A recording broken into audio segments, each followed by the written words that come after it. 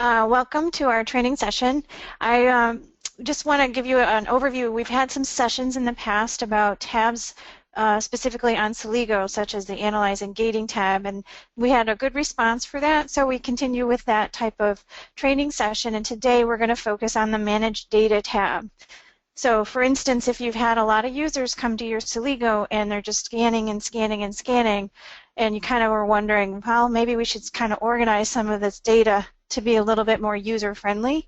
So that's the kind of goal today, is we're going to show you how to organize and manage your data. So I've kind of broken this into 3 sections on this topic today.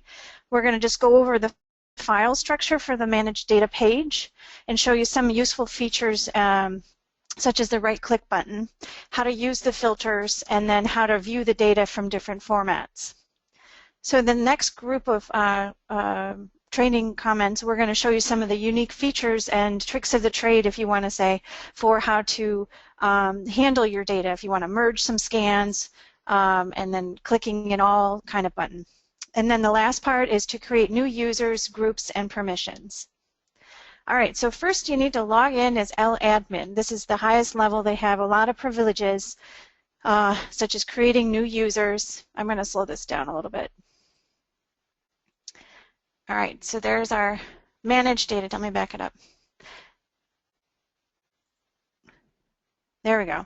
So logging in as LAdmin, you have a lot more privileges than generic users. You can see all of the scans from all the users and create new users and new folders with permissions. All right, so let's go into the Manage Data tab, which is the very last button down at the start screen. You click here, and it opens up into a page that kind of has the similar workflow as the scans in this Analyze tab, where your left-hand column is all your parameters for filtering and so forth. And then on the right-hand side, you can see all of the data is displayed. So currently, logging in as LAdmin, you can see all the folders, all the different user scans. There's no limitation on that. So let's just get started on the structure of the data. I'm going to use one example scan. So typing into the search bar Data Manage, or MGT, brings me up 2 scans. And you can see from there, there's 2 scans showing up, Data Management Plate 1 and Plate 2. So that basically is showing this plate ID level. Now, if we open up the little arrow to the right, it expands it a little bit more. And then you have the scan ID, the scan itself, and then the scan result. So there's 3 different layers. There's the name, and within that plate ID name, you can see who is the user, or where the folder is, what folder it's stored in, who created it, and any description for that.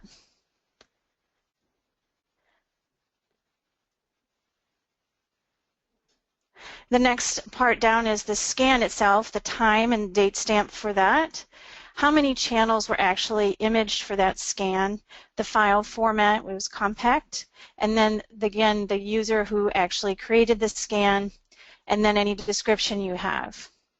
And then below that you have the scan result. In this case we have analyzed it 3 times, so all of them show up here, and you can see the scan description was typed in saying analysis 1, 2, and 3.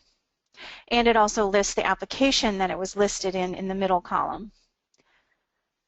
So now you can see the different file structure. And then also, but just by opening these arrows to the right, you can expand or close these different levels.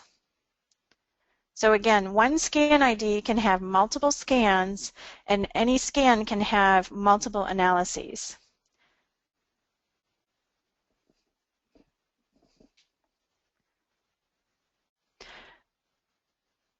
All right, another feature you'll want to know about is the right-click mouse functions. If you right-click on the scan ID, you can do different things like renaming that scan ID, modify the description, or you can check all of the scans within that scan ID, or uncheck those all scans.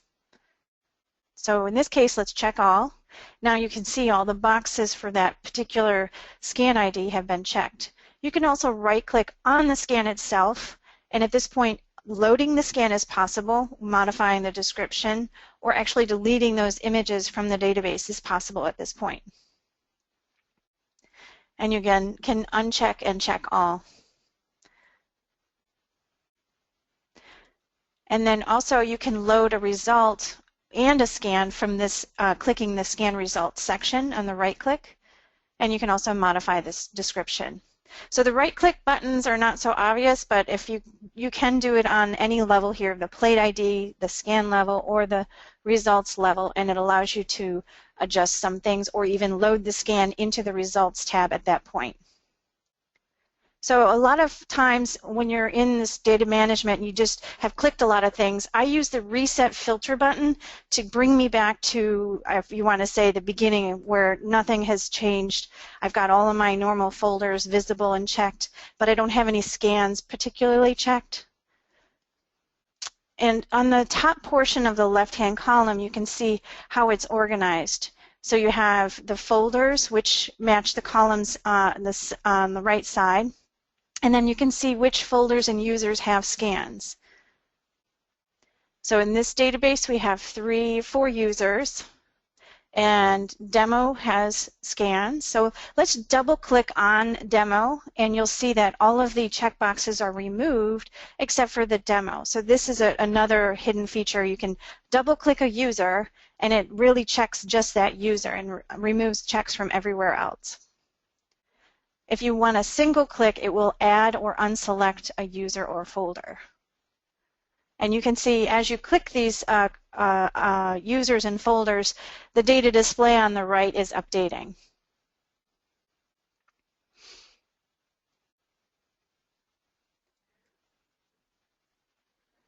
So also you can do an uncheck or check all feature here from this folders area. So if you have a lot of users, you can just uncheck that or double check the user or folder.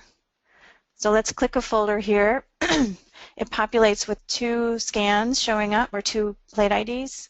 And then we'll click another folder, and you can see as we're checking, it actually includes more scans. Again, use reset filters to help bring you back to the beginning where you don't have anything selected and you're having all the users and folders selected on the left-hand parameters. All right, so we've talked about the folders and the users. What I'd like to focus on next is using some of these filtering features. So if you have a particular plate type or scan type or a filter for results that you'd like to use, this section has been very helpful. So you can use these items to help filter out the scans to show and display. So for instance, for plate type, let's say you're doing wound healing assays and you really want to look at those scans, you can scroll down to the bottom of the list and you can see there's the Oris platypus plate. And we have 1 scan in the database with that plate profile in the database. So here it was a cell migration wound healing assay. Or if you know that you were working with, say, a 6-well plate and you really want to identify where that plate is real quickly, you can click on 6-well. And here we have just 1 plate ID with that plate type in it. So I've used this quite a lot when I know that I have a project that's working with a specific plate format or plate type. You can also filter by who created the scan. So in this case, our only users on this database are the demo user and LAdmin. This is a useful feature. If you have created plate IDs but no scans, you can actually clean up your database by clicking has no scans, and then you'll have them all displayed on the right-hand side. I've already done this, but it's basically a quick way to have remove plate IDs without any scans.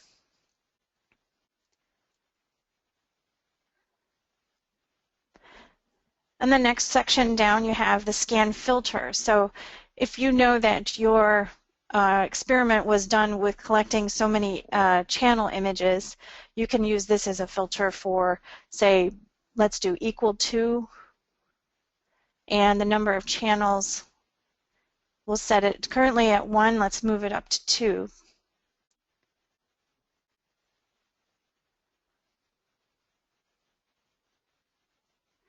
And now we have a lot more scans showing up, or plate IDs. And let's just open up one of them and verify. And so you can see this scan, if you look over at the third column, it shows it has 2 channel images in here. So rather than clicking it back to any, we can always hit reset filters and it brings us back to the default filters. You can always use a timestamp as a filtering also. So if you want to maybe export and archive scans from a certain month or year, you can set the time frame for that and all those scans will appear, and you can do your archiving of your scans to clean up maybe old data that you're not using or today. And then also application-based filtering. So if you know you've analyzed in a specific application, say for instance tumor spheres, you can see now this database has 4 scan IDs that were analyzed with tumor spheres. And we can verify by clicking the open expand arrow and then clicking the scan, and you can see it was analyzed in the application tumor sphere 1. So this is a useful tool kind of to showcase how to display data that you're mostly interested in and removing others in the display area. Okay, so we've gone over the data section or the data tab in the left-hand parameters. Now let's click on the settings tab. The settings tab, if you'll remember that when you're actually scanning, analyzing, gating, you can save your experimental settings and your analysis settings in the gating settings. This is where you can get organized with them. So the left-hand column parameters are looking similar to the data tab, but now the center or the right-hand column area is more displayed with the saved parameters. And so you'll see the type is classified with a letter denomination. So A stands for analysis settings, C stands for classification settings, and E stands for experiment settings. So these are parameters that you saved during your experiments or during your scanning sessions. And if you want to export and save them for file purposes, or you want to put it on another computer so you can export and import into another Celigo satellite, you can do that here. And so then if you want to just focus on what your experiments are, you want to find a particular one, you can sort by experiment.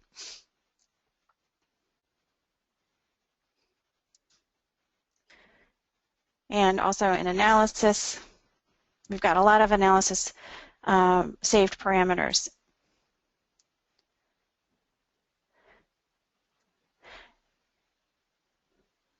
Or if you have an application, you're focusing on a specific application and you want to find somebody's saved parameters, then you can sort by that as well, and also by date.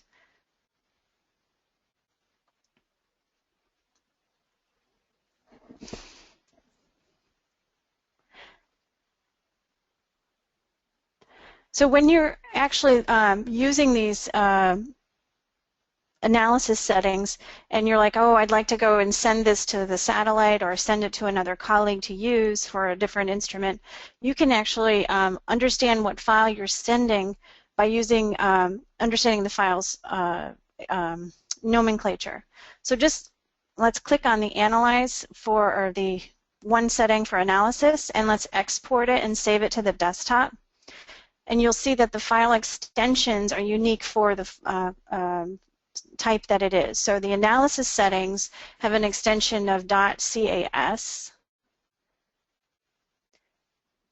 The classification settings have a file extension .ccs. And then the experiment settings have a classification setting as CES. So if you are sending these to another instrument, you can verify that you have the proper settings and you're importing the proper one by looking at the file extension. These files are really small, so they don't take up much space. So if anything, I would say just keep the ones that you like and delete the ones that you don't want. That's the only recommendation I would do about cleaning up the settings database part. You can export and delete as well. Here's the experiment settings. The experiment settings are the whole process. It'll include the plate type, the application, the focus settings, the illumination, everything. So that's got a lot more detail in it.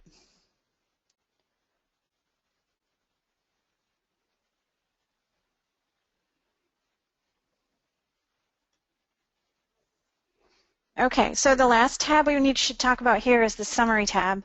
If you want to have a high-level view of how your database is looking, you can click on the Summary tab and it gives you some different ways of looking at your database. So here we are on a local instrument, so the C drive is currently where the database is stored, but there are systems in the field that basically have a networked database, so you have to note that whether your system is networked or local. The types or the number of plates, scans, results, all that is listed here in the counts. And then the last section is the space. So if you're curious to know how full is your database, you can look here in the section space, and it says space used, available database space, and file stream space.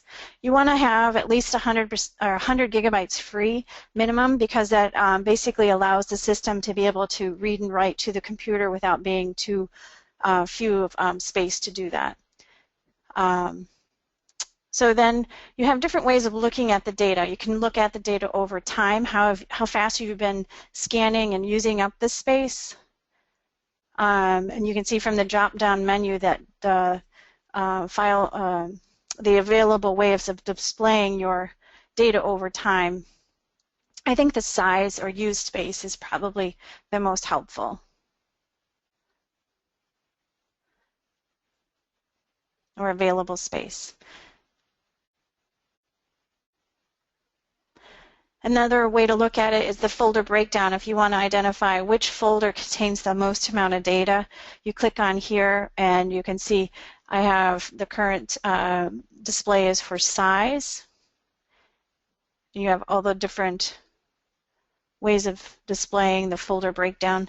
So this is apoptosis folder, apoptosis viability, and it has 129 gigabytes. So it's a pretty big folder. I might want to do some maintenance and cleaning and archiving that up. The tumor sphere here one is not too big. Or you can do it by user. So created by would be the user, and you can identify who has the most sized files, who has the most plates, who has the most scans. So that helps you understand the overall view of the database. So now we've gone over the 3 top tabs in the upper left-hand column. And that's kind of like the overview of this, the database structure for users. Let's go into some of the unique buttons. How do you create a new folder? Using this little yellow box, looks kind of like a folder, allows you to create a new folder. So you just type in the name that you want displayed. So for this example, we'll type in cell cycle. And since I'm logged in as a local administrator, that is the username that currently is displayed, and you'll have full permission.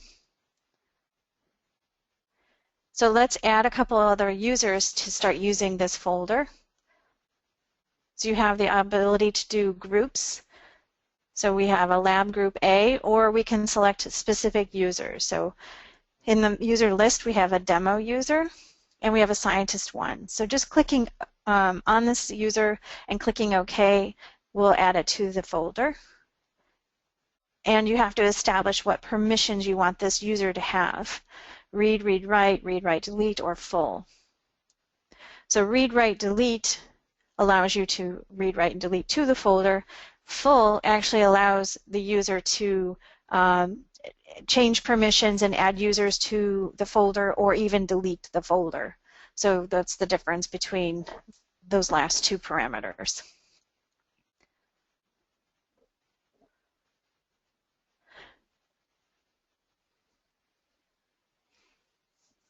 Okay, so we've got two new users and they have full access to this folder. And we click OK. And now in the folder section, we should be able to see our new folder. And on the third column to the right, it doesn't have any new scans to it. So how do we move scans into this folder? So let's, in the search bar, find some cell cycle scans. So let's just type in cell cycle.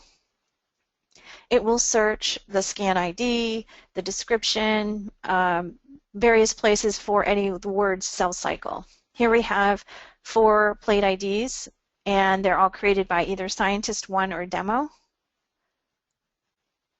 And what I'd like to do is move them all into that cell cycle folder. So rather than clicking all of them individually one by one, I'm going to use the Check All button on the right-hand area, upper right. This will check all of the scans displayed in this page right now. And then I'm using this third button here. It says Moves Checked Plates, Scans and Results into Desired Folder. So from that drop-down menu, we'll find our cell cycle folder and click OK. And now the folder name in the second column has changed to cell cycle. And in the left-hand column, you can see that the cell cycle folder is now checked with has data. So I find this folder feature very helpful to organize if you have projects or users or labs. These are very helpful to keep organized your data so you can specifically go to a folder instead of having to look through a lot of different scans.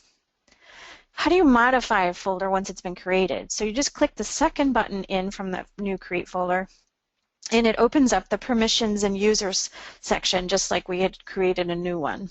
So at this point, you can add new users, change permissions, or delete users. So let's change one user to just being a read permission. So at this point, the demo user will only be able to view the data. They cannot manipulate it, no analysis, no deleting, no nothing, just viewing. All right, let's go into how do you actually export, import, and delete scans and results. So I created a scan for showcasing in this training session. I'm just typing in the search bar the date of the scan ID I did. So I always write my scans monthly, or year, month, day, my initials, and some unique nomenclature. Here you see the scan ID, the scan, and it has 2 results. I really only want to have one of the results. The second one is the one I want to delete. Okay, so the buttons up here at the top, you have importing, exporting, and now I want to show how you delete scans or results. So just checking on the scan result itself and then clicking the red button will allow you to delete that specific result. Anything above that is not being removed. Okay, once it's done, it closes it down to its original collapsed. And then we can open it up and you can see now we have the scan ID, the scan, and the result. The second result has been removed. Now let's go and export this scan by clicking this export button.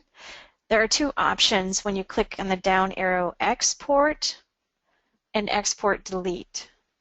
So just to note, if you export and delete, it's removed from the database. Export will just export it and leave it in your database as well.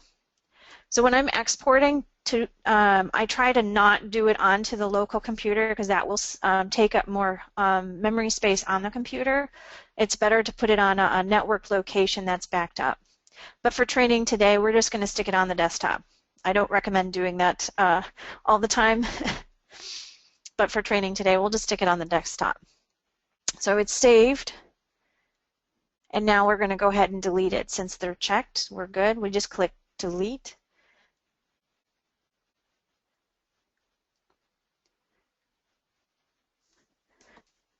and it's removed from this Celigo database. Now let's import it. So import the plate with this left button. And so we're going to look, the default goes to this folder location, Celigo Archives on your local computer, but I want to browse and find my folder. So again, I've saved this file on the desktop, so we're just going to click desktop, and you can see our scan is here. But by clicking the scan itself, it doesn't show up in the display area. So why isn't it showing up? Well, that's because you actually have to click the folder that's holding this plate ID. So you need to go up one level from the scan ID itself. So click on the desktop, which is technically a folder, and then click select folder down below. So now you can see even the folder location shows up here at the bar. Now your scan is showing up with a checkbox. So again, here, just for review, you want to click the folder that's holding the scan. You don't want to click the scan ID itself. Okay? So I've had that call couple of times when people are like, well, how come I don't see my scan showing up? That's because you selected the scan itself. All right, so here's the original scan name, and it's checked because it doesn't exist in the database. We've deleted it and it knows that, so now it's saying it's ready for importing. But I want to change the name of the scan. I want to call it something else, the scan ID name. So you right-click the second column, and it allows you to change the scan ID name imported in the database as something else. So right-clicking, then you click rename,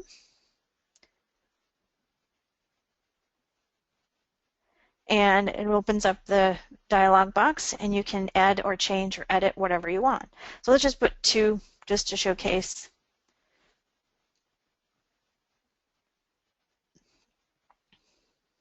And then you click import, and you can see that the progress bar has happened pretty fast as it's imported.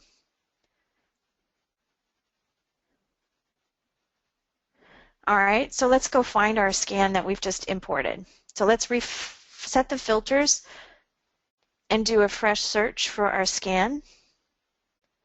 So type in 2016 1107. And here is our newly imported scan with the new plate ID name. And you can see I have both the scan and the result showing. At this point, you can change the name. So right-clicking on the scan ID allows you to open up the dialog box and adjust the name.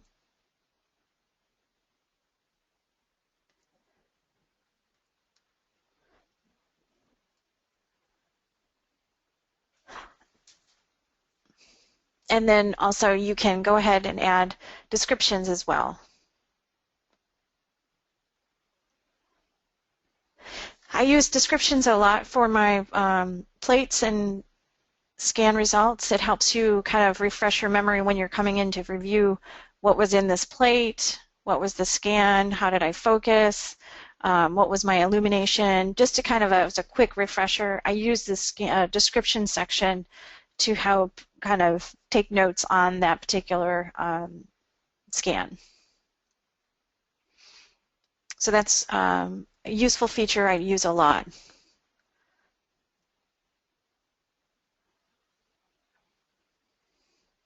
Okay, all right. Now I want to show you how to merge multiple scans with different scan IDs into the same scan ID.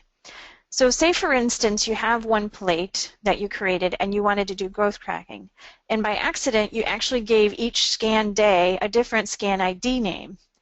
I've seen this actually happen. So you end up writing test day 1, test day 2, test day 2, scan 2. But really, you don't have them linked together, so you can't really look at your growth tracking data or look at specific wells or changing day by day. So how do we move all of those 3 additional scans into the first scan ID where it just says test? Well, that's what I'm going to show you next. So we have the timestamp 207 for day 1, 209 for day 2, and 210 for day 2 scan 2. How do I get them into the first scan ID? So what I'll first do is check the boxes for those that I want to merge into the first scan. So that would be the last 3. And then we're going to export those scans onto the desktop, just temporarily though.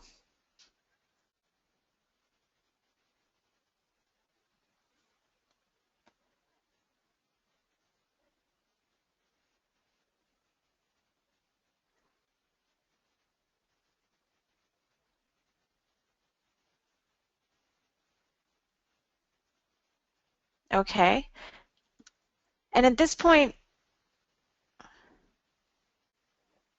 I could have done export and delete because you're going to merge them into the other ones. But just for practice, I like to actually wait to delete these scans until after I verify they've merged correctly. So you have the option to delete them now, but I would recommend waiting to delete these scans after you have verified that they've merged in correctly.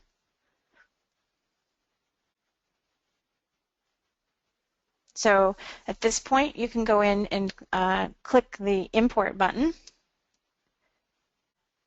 Click the browse button to find your scans. We'll select the desktop folder containing the scans. So there are freshly exported scans that we want to re-import.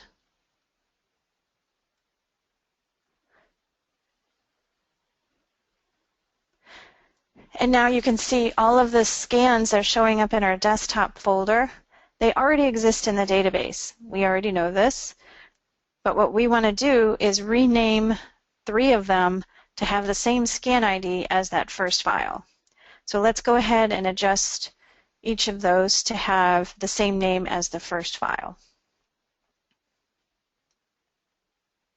So just right-clicking on the old name in the second column and typing in exactly the same name as the first file. If it doesn't match, it's not going to work. So for instance, that third file, the 8 needs to become a 7.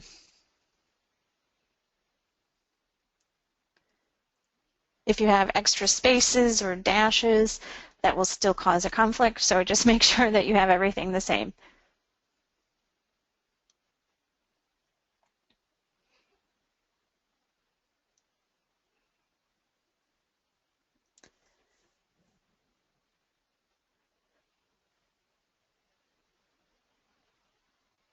And then it knows that these scans exist in the database already, so then it wasn't checked, so now we actually go have to physically check those 3 files to be imported.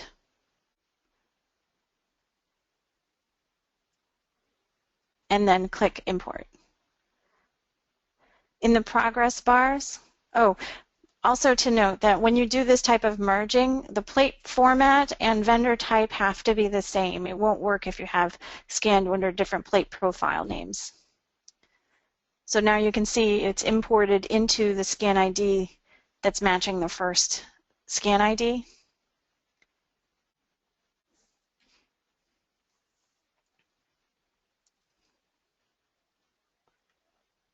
And now we can go back and observe that. So let's go ahead and reset the filters. So basically clear everything to do a new search. We'll type in 2016, 11, enter, and here are our 4 scan IDs. You can see the original files. They're still there.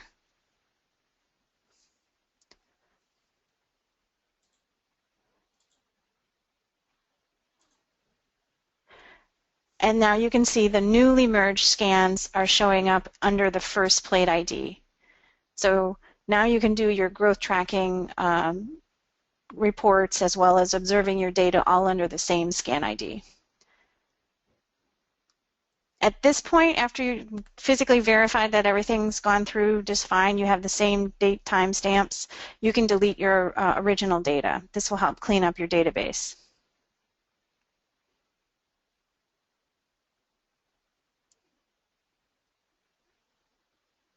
Okay, now I want to show you how you can add tags. So this is a feature that allows you to create some more searchability for your data.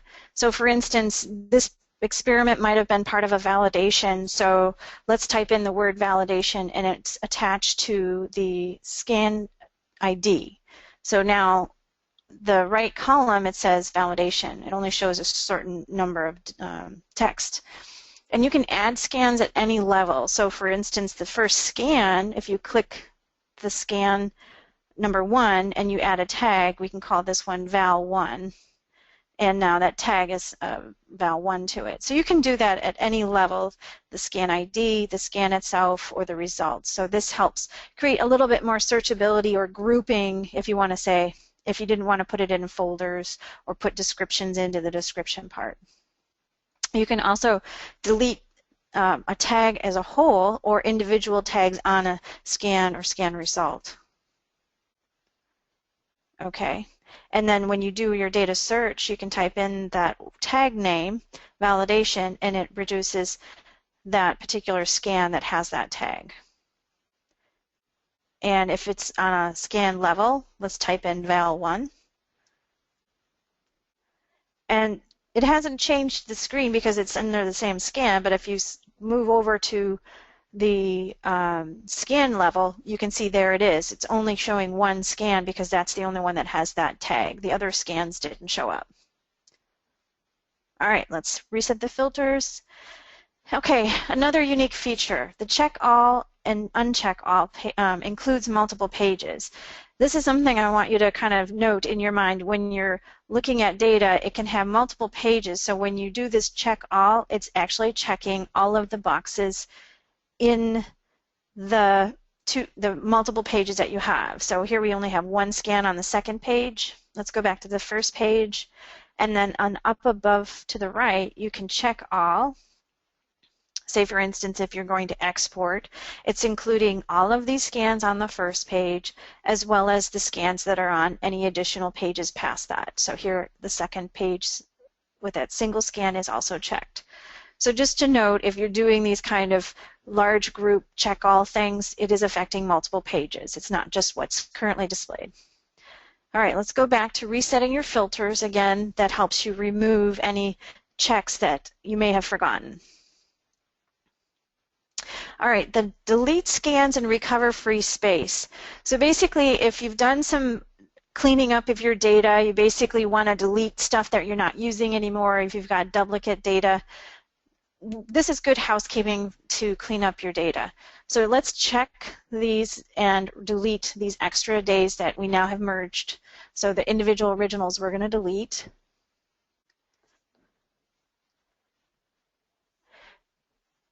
And then after deleting a ton of scans, you want to basically make sure that database is freed up space. This will happen over time when it's not being heavily used. But if you want to force that feature to start happening now, you can click Recover Free Space. But the caveat to that is basically it would basically allow the system to be in this kind of recover free space time mode, and it's not recommended to do this during operation hours. I would wait until the end of the evening when nobody's around, or if you're going to have a long weekend. This is something that basically the system will start clearing up those free space in the database. That's really kind of not something I do very often. I just let it happen anyways, but just wanted to tell you about it because it's on the screen. Okay, so now we've talked a lot about how to organize users with folders and stuff, but say somebody comes into your lab, how do you create a new user? Let's go back to the Start tab, and in the upper right-hand corner, you'll see Administration. When you click that, you'll see a menu that has Manage Users. Click that, and now this new dialog box opens up. You have local admins. You can add people to the local admin, such as your lab manager, and you can add users like scientists into the scientist section. Creating a new user, you just click the green checkbox or the green plus sign, and you give this person a first and last name, and then how do they want to type in their name on the login. You can establish passwords, but you have to establish also a permission. So the permission allows the person to specifically look for or adding users to the system. If you're a scientist, you can't add users. I'm going to slow this down. Oh.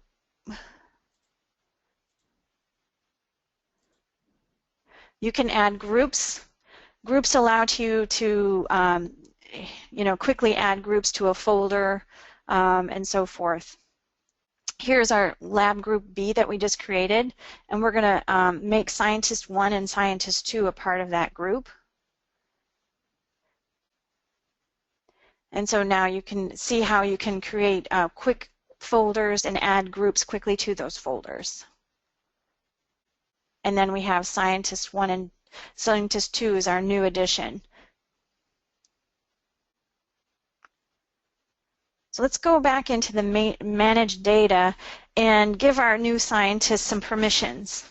So currently they're on the list for users, but they don't have any data. But I want to catch the scientist up quickly to start reviewing some of the stuff we've got going on in a project. So let's give this scientist 2 permissions to a specific folder. So let's go down to the apoptosis viability project folder, and we'll adjust the permissions. So we've already got lab group A, administrator. We can add a new user. We can do it by group or specific users. So let's give our group B added and also make it a read-write permission. Okay, so why would you want to log in as a specific user? Let me show you where that pays off when you're actually using the system. So right now we're logged in as LAdmin, which sees everything. I see everybody's scans. So let's type in scientist 2, our new user. And I want to view it. Oh, let's first go to manage data. And now in that left-hand column, you can see I can only see my scientist 2 or apoptosis folder scans. And then when you go into the view and analyze scans, the only things that are available for me to view are the scans that I have permission to see. So at this point I can load it, I can view it,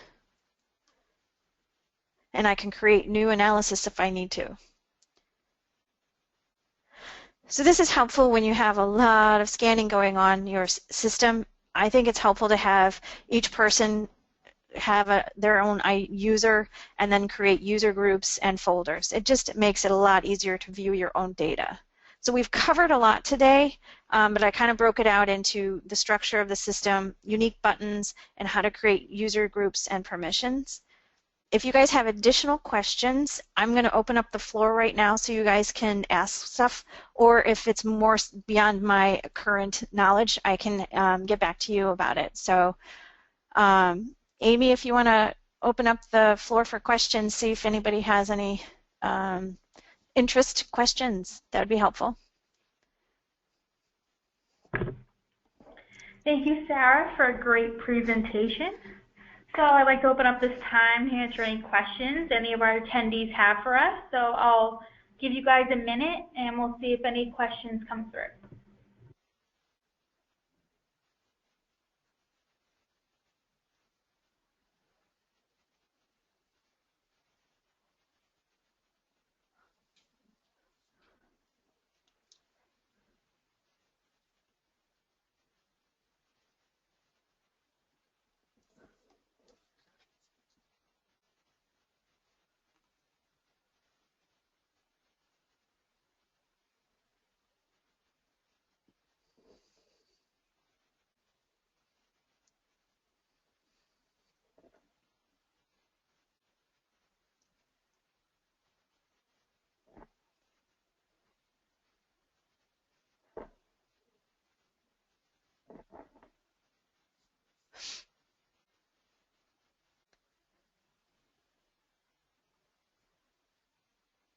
Okay, so we have a couple questions that came through.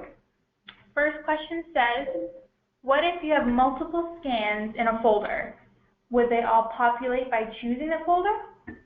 Yes, if you selected, just like if you double-clicked on a user, if you double-clicked on a folder on that left-hand folder section, if you double-click, it will check just that folder and remove checks from the other selection users and folders. If you singly click on it, it'll unselect it or select it. But double-clicking will actually remove everybody else but that folder. And all of the scans in that folder will populate on the right-hand side.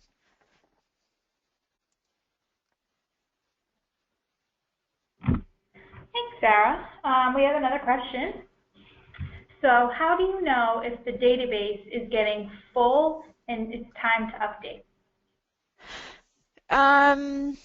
Well, to be honest, it's basically when I see something starting to slow down and it's not behaving normal, I usually go in and check to see how big the C drive is, and if it's looking kind of where I don't have many gigabytes free, then I go to look and see, is it the Celigo database that's getting full, or is somebody saving files on the desktop, or is some folder on the local computer? So that's something also to note. Is it the Celigo database that's getting full, or is somebody storing files inappropriately on the local computer? Again,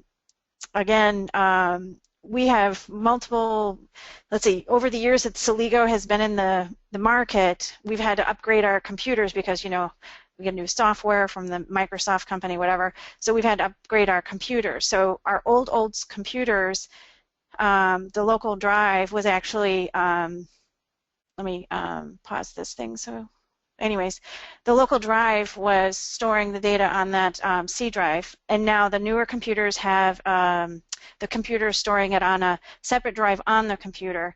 But now also customers have basically wanted us to be able to do a larger network database than was available on the computer, so we've offered availability for you to do it on a network database type capability. So if you guys are using your system heavily and you're running into that problems, please contact our support or your local FAS in the field, and we can talk to you about those things. But again, usually when I start to see things slow down, that's usually when I feel like my hard drive's getting full. And then I'll do some cleaning up of the data.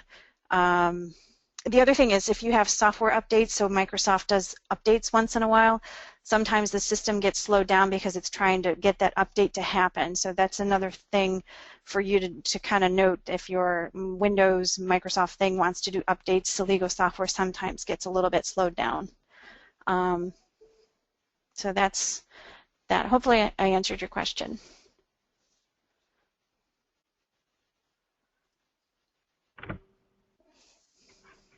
Okay, so that's it for our questions for now. I think I'm going to give it just another minute to see if any more last minute questions come through.